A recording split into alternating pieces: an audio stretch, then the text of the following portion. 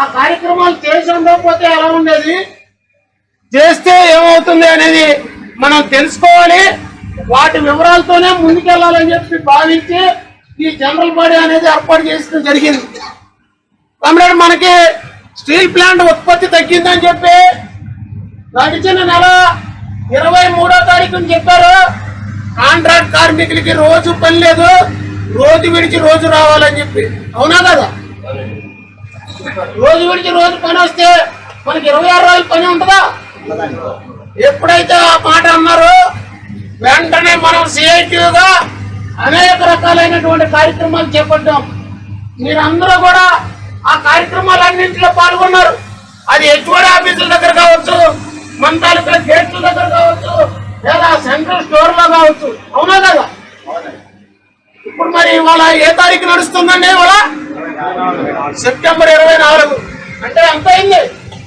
4 రోజులు అయింది. మరి రోజు విడిచి రోజని 4 రోజుల క్రితం చెప్పింది మన కార్యక్రమాల వల్ల ఇవాళ కూడా అమలు చేస్తున్నారా? మరి చేయట్లేదంటే మనం పోరాడితే అవుతుందా లేదా?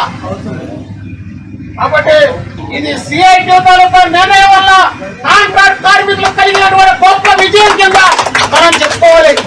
దానిలో భాగస్వాములు అయితే దాని ఫలితం మనందరికీ ఆనందం వస్తుంది. కానీ కొంతమంది ఉంటారు మనలో, వాళ్ళకి ఏదైతే నాకు అదే జరిగిద్దిలే అని. ఉన్నారా లేదా? కార్యక్రమాలు అన్నింటికీ వస్తారా? రాదు కామ్రేడ్. మరి ఈ విధంగా ఈ కొద్దిమంది కార్మికులు కలిగితేనే మనకి ఈ విధమైనటువంటి పరిస్థితి.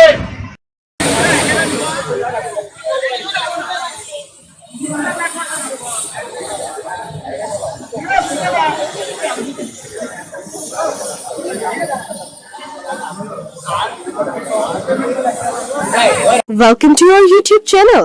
Don't forget to like, subscribe and share the videos.